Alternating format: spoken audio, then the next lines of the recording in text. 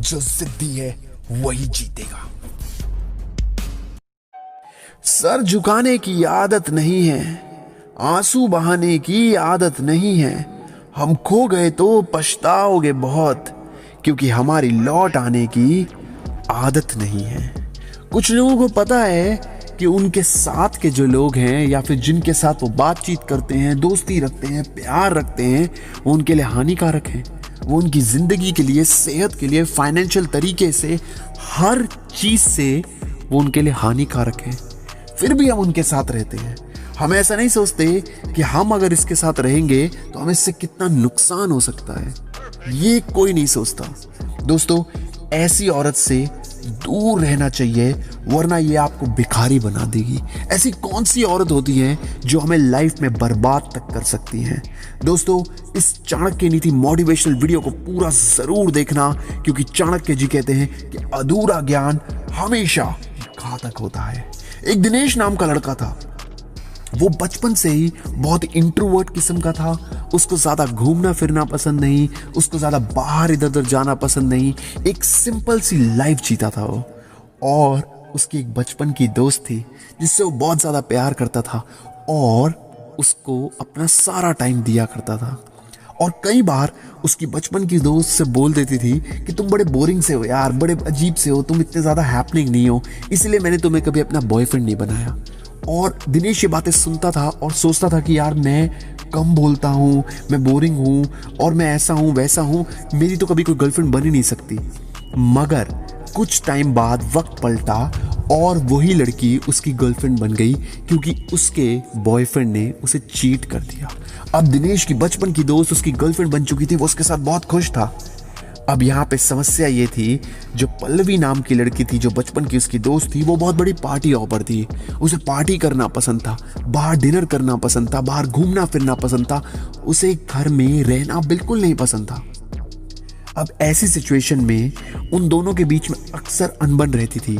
पल्लवी कहती थी दिनेश से कि मेरे को घुमा के लाओ, तो दिनेश कहता था मैं कितना घुमाऊं भाई, मैं इतना नहीं घुमा सकता। और इसी बात पे अनबन चलती रहती थी। वक्त बीतने लगा और कई बार पल्लवी ने दिनेश को सुना दिया कि तुम यार बहुत बोरिंग हो यार, तुम्हारे साथ तो जिंदगी बताना एक सजा के बराबर है। दिनेश ने कहा अगर तुम्हें मुझसे इतनी प्रॉब्लम है तो तुम चली जाओ यार, कोई दिक्कत नहीं। अपनी लाइफ में मैं अकेला पहले भी था, आगे भी रह लूंगा, ठीक है, कम से कम हमारी दोस्ती तो खराब नहीं होगी। पल्लवी ने समझकर, चीजों को, सिचुएशन को समझकर उससे कहा ठीक है अब हम ब्रेकअप कर लेते हैं, तुम वैसे भी सही इंसान नहीं हो, मैं तुम्हारे साथ बोर हो जाती हूँ, कोई फायदा नहीं तुम्हारे साथ रहने का दिनेश, तुम चेंज होने से रहे।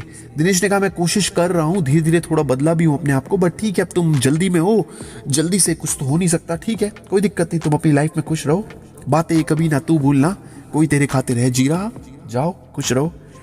अब दिनेश ने उसे कह दिया ठीक है तुम जाओ। फिर वो पल्लवी बोली कि तुम तो मेरे से शादी भी करना चाहते थे। दिनेश कहता है मैं आज भी तुमसे शादी करना चाहता हूँ, तुम दो जोड़ों में भी आओगी तो मैं खुश रहूंगा, तुम्हें खुश रखूंगा, सब कुछ करूंगा, धीरे धीरे बदलूंगा, मगर अब मुझे लगता है कि कोई फायदा नहीं है, तुम खुश नहीं रह पाओगी। ये बात सुन के पल्लवी ने कहा हाँ ठीक है, तुमने डिसीजन लिया है तो सही लिया होगा, ठीक है मैं अब चली जाती हूँ, वैसे भी मैं खुश नहीं हूँ।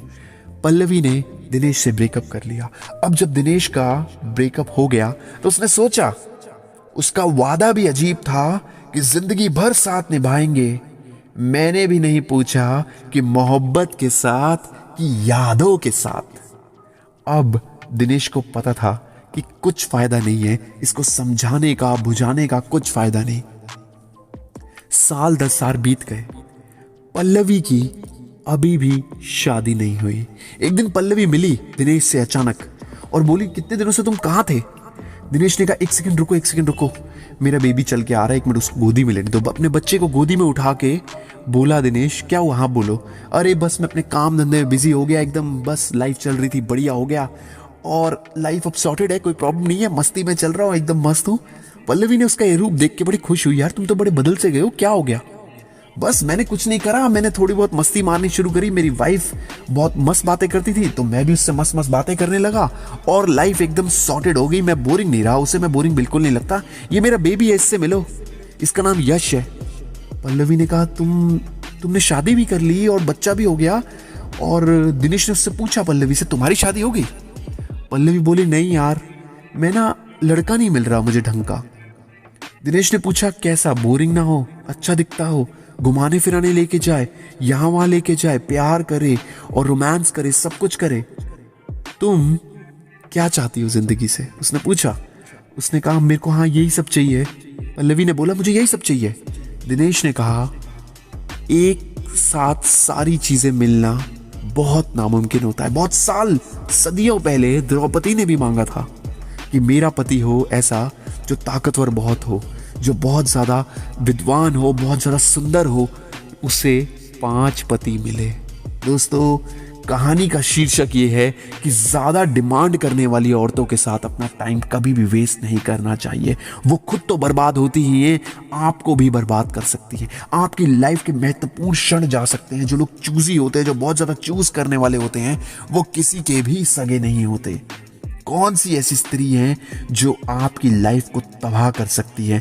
कौन सी ऐसी स्त्री है जो आपके साथ जिंदगी भर नहीं रहेंगी?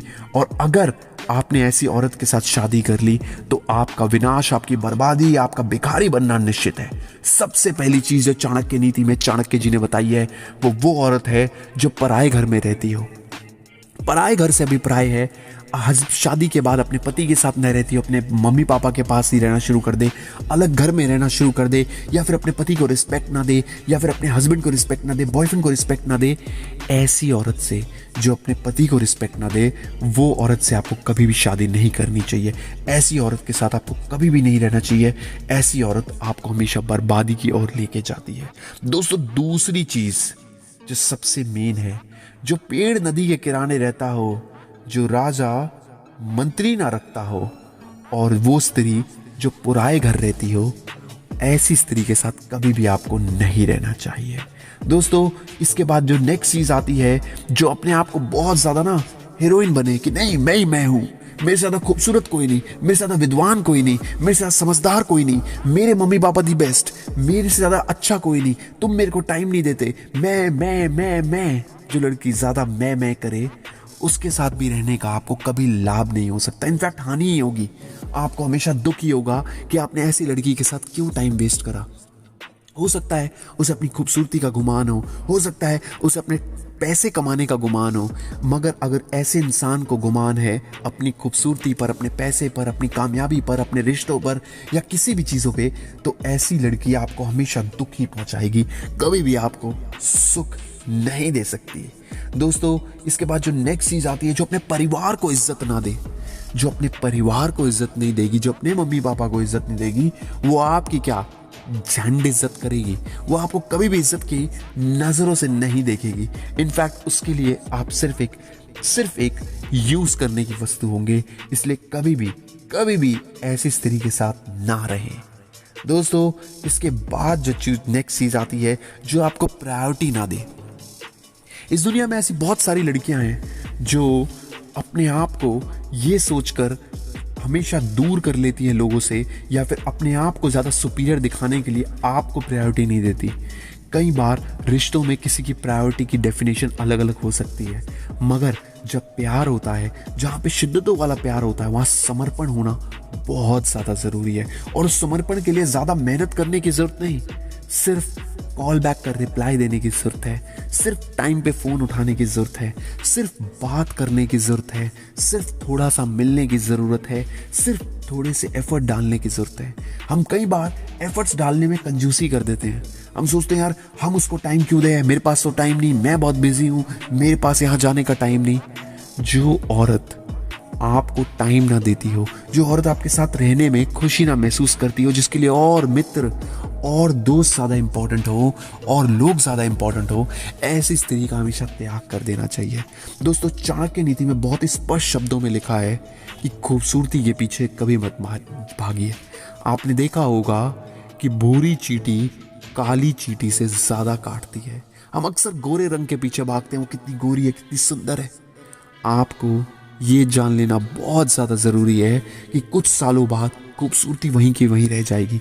अंत में सिर्फ इंसान का नेचर बचेगा, इंसान की तासीर बचेगी। इंसान किस किस्म का है वो मैटर करेगा, उसकी प्रवृत्ति कितना लॉयल है वो आपके लिए ये मैटर करेगा, ना कि ये मैटर करेगा कि वो कितना खूबसूरत है, क्या फ़ायदा उसकी खूबसूरती का अगर शादी के बाद वो आपके लिए लॉयल नहीं है और धोबी ही उसका एक्स बॉयफ्रेंड या फिर बॉयफ्रेंड है प्रेजेंट वाला। क्या फ़ायदा अगर आपका ड्राइवर ही आपकी वाइफ का बॉयफ्रेंड निकल जाए कुछ सालों बाद और आपको पता लगे कि आपके बच्चे भी हो गए। जो इंसान लॉयल नहीं है उसके साथ रहने का कोई फ़ायदा नहीं। कई बार आदमी भी लॉयल नहीं होते, औरत भी नहीं होती, इसलिए जो इंसान लॉयल नहीं है उसके साथ कभी भी नहीं रहना चाहिए। दोस्तों, चाणक्य नीति और मोटिवेशन वीडियो अगर आपको पसंद है तो उसको लाइक ज़रूर करिएगा। जय हिंद, वंदे मातरम।